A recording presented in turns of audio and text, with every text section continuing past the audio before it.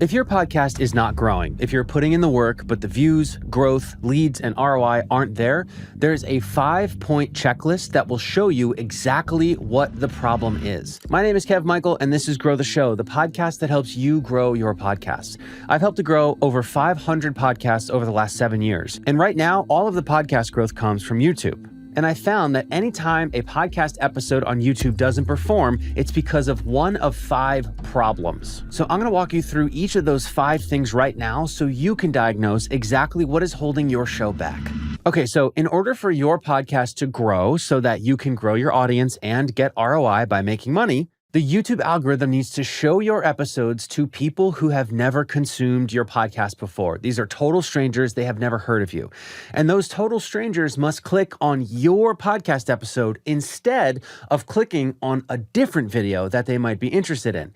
And after they click on your episode, they have to not click away from your episode. They have to keep watching it long enough to get some value. Then and only then can a stranger become a fan, subscribe to your channel, subscribe to the show, and ultimately become fully monetized by buying your product or service. Now, making all that stuff happen requires a very specific chain of events, and each one of those events is built upon the psychology of your ideal listener. If you miss any link in the chain that I'm about to walk you through, the algorithm won't show your content to anyone, and they won't click on it, and your audience won't grow, and you'll get no ROI from your podcast. That 5-step chain is what I call the takeoff sequence.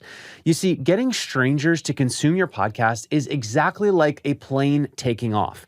Your podcast episode is like the flight at cruising altitude. So I want you to imagine that your podcast episode is 30 minutes long. It can be solo. It can be you with a guest. It can be 5 minutes, 10 minutes, 20 minutes, 60 minutes, whatever. But this is the body of your content. Now, your podcast episode is like a flight, and your episode content is like cruising altitude. So at this point, your podcast is at 30,000 feet. Now, on a plane, once you're at 30,000 feet, everything's easy. The seatbelt sign is off, they're serving drinks, even the captain is chilling. Now, pilots don't get paid the big bucks for monitoring autopilot at altitude. That is the easy part. That is not the hard part.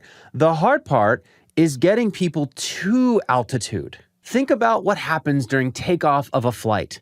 It is meticulous. There are 100-point safety checks. Every system is triple checked. If your seat is even slightly reclined, they're waking you up and they're saying, put your seat back up. There is zero room for error. But once you're up at 30,000 feet, the job is mostly done. The plane is on autopilot. Here's what this means for you, your podcast, and your business.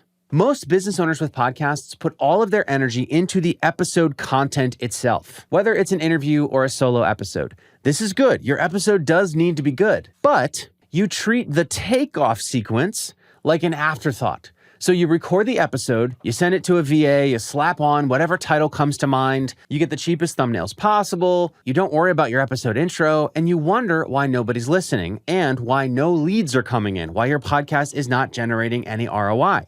This is the same reason why your sales calls still start with, so what is it that you do? You're optimizing for the wrong thing. You are essentially having an intern handle the takeoff of a 747 because you don't have time to worry about that stuff. Does that sound very safe? Does that sound like it's going to be a successful flight?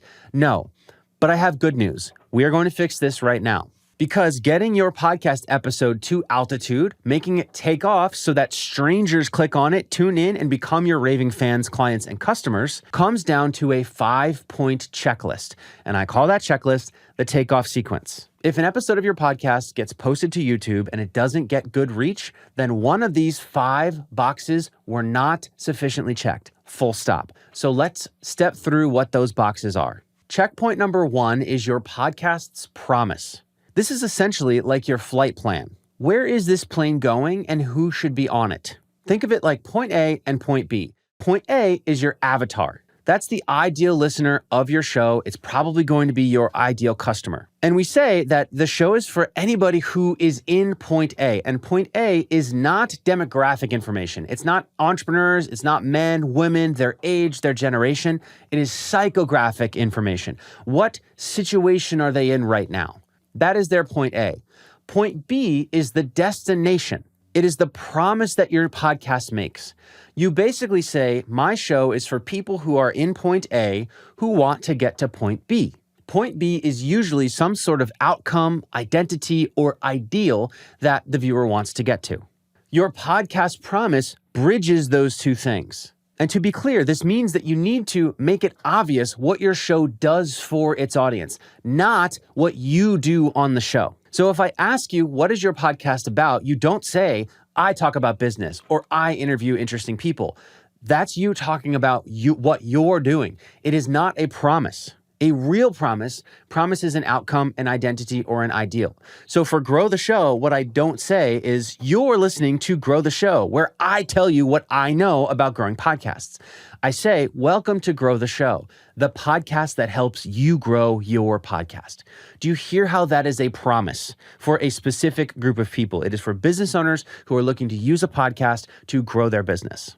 In order for your podcast to grow, your show must make a promise.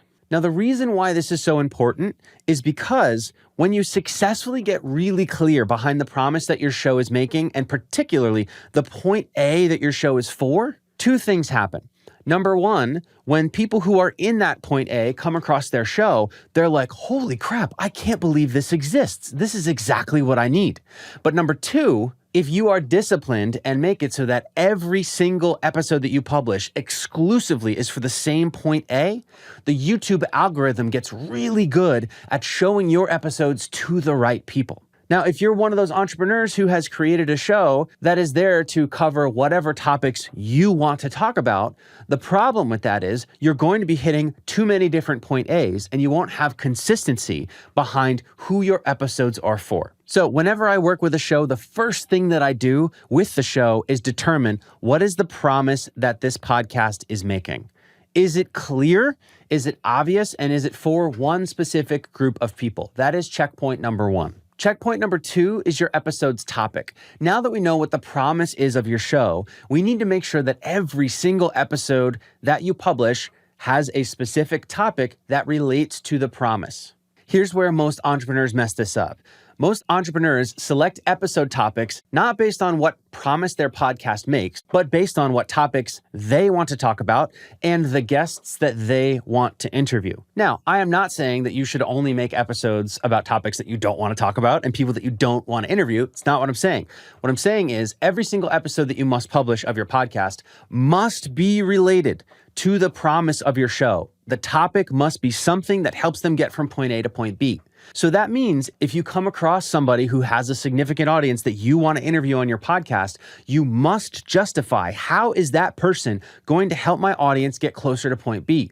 The fact that the person is famous or has an audience is not enough of a justification to bring them on your podcast. Furthermore, when you interview that person, you must make that conversation relate to the promise of your podcast. If I have Jeff Bezos reach out to me to be a guest on my podcast, before I just say, yes, of course, I would need to say, how is Jeff Bezos going to help my podcast listeners grow their podcast so that they can grow their business? If I can't answer that question, I should not have Jeff Bezos. Here's why.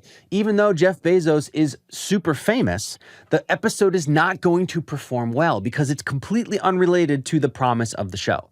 This is also true if you're making solo episodes. I see a lot of entrepreneurs who put out episode topics, and it is really hard to understand how that episode topic relates to the promise that their show makes. The weirdly common example is that entrepreneurs who have a show that's somehow about business will start making episodes about real estate when their show is not about real estate. But they're like, oh, well, real estate's related to making money. And a lot of entrepreneurs get into real estate because it's an investment that they can make. So they start having real estate conversations on their show, and their show is not about real estate. And so the episodes don't perform well, and they get confused, and they think they need to fire their editors. But it's because they're picking the wrong topics. If you want to measure whether you have selected a topic that matches the promise of your show and your channel, look at the number of impressions that your videos are getting. The more alignment, the more impressions you get. The less alignment, the less impressions you get. Here's what you need to remember. With your topic, you need to be consistent. And everybody knows that to grow a podcast, you need to be consistent. But everybody thinks that what that means is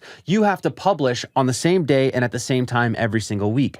That is not what that means anymore. Being consistent is not about publishing every Tuesday at 8 a.m. Being consistent is having the discipline to cover consistent topics that all relate to your show's promise. If you start veering off and you start being inconsistent with the topics that you cover, your show is not going to grow. The second thing that I check when a podcast episode is not getting reach is the topic related to the promise? If it is, then we move on to step 3, which is packaging.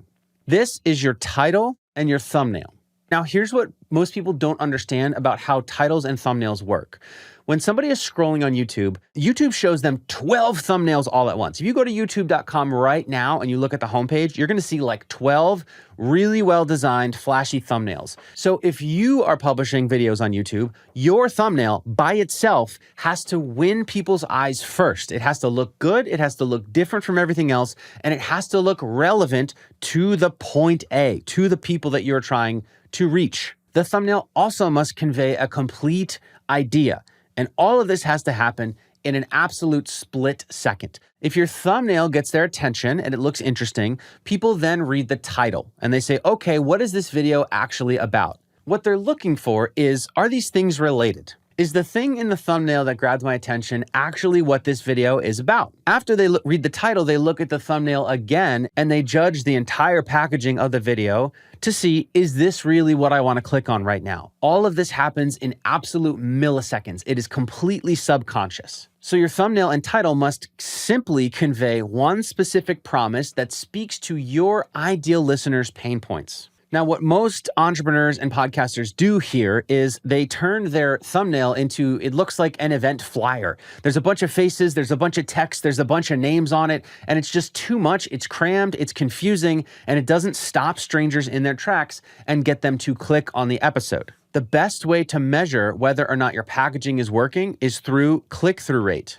If you get the packaging right, you're gonna have a click-through rate above 3% and you're gonna get views. But the job still isn't done, because checkpoint number 4 is your intro. When a stranger clicks on your video, they're not fully bought in yet. For the first 30 seconds, they're wondering what this video actually is. This is not the time for a 2-minute story about your weekend. It is not the time to show your logo on the screen for 10 seconds. It's not the time to thank your sponsors. It's not the time to say, welcome back to the show, be sure to subscribe. You have to get straight to the promise that was made by the packaging of your video. So you have 30 to 60 seconds to cover what I call the 4 Ps, which is problem, promise, proof, and plan. Problem is where you acknowledge the pain point that they clicked for. You state the problem that this episode is going to solve for them. Then you make a promise and say what they'll get if they stay. Not what you're going to do, but what they're going to be able to have, do, or be after they consume this episode. Then you have to give proof. You have to give them reason to trust either you or your guest. If it's a solo episode, usually it has to be something that proves that you know what you're talking about. And if it's a guest, please don't read their corporate bio. You should tell them in your own language why you brought this person on the show to help keep the promise that your podcast makes. Finally, ideally, you have some sort of plan. You map out, hey, this is what we're going to do in what order. The plan part is kind of optional. The most important is problem, promise, proof. Now be careful, because what I see a lot of entrepreneurs miss here is that they talk about themselves too much in their intro. They'll say something like, welcome back to the show. I'm so excited that you're here. Today, I want to talk about something that's meant a lot to me, and I'm really excited to talk about this guest because that guest has helped me do many things in my business. You want to watch out, because if you're talking about yourself too much in the intro, nobody cares. Complete strangers don't care about you, they care about themselves. So you want to talk about them in the intro. The rule of thumb is, does your intro pass the eye test? And I don't mean this eye, I mean this eye. Which word are you saying more, I or you? If you're saying the word you more, your intro is going to be better. That's not to say you can't say I at all, but you want to make the intro about them. The way to measure whether your intros are being successful is a metric called 30-second retention. That's a metric that you can find in the YouTube studio that tells you 30 seconds into the video how many people are sticking around. What I found is that if you have a 30-second retention of about 50 or more, your intro is good. If it's below 50%, your intro needs work. The final checkpoint, checkpoint 5, is what we call the first 5 minutes. And this is where a lot of people crash the plane.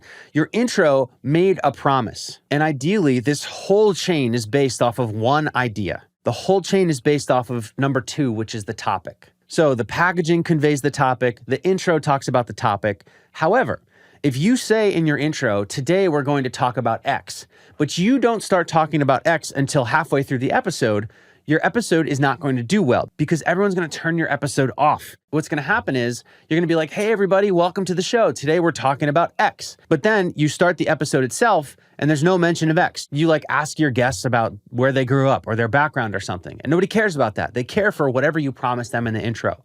So checkpoint number 5 is the first 5 minutes.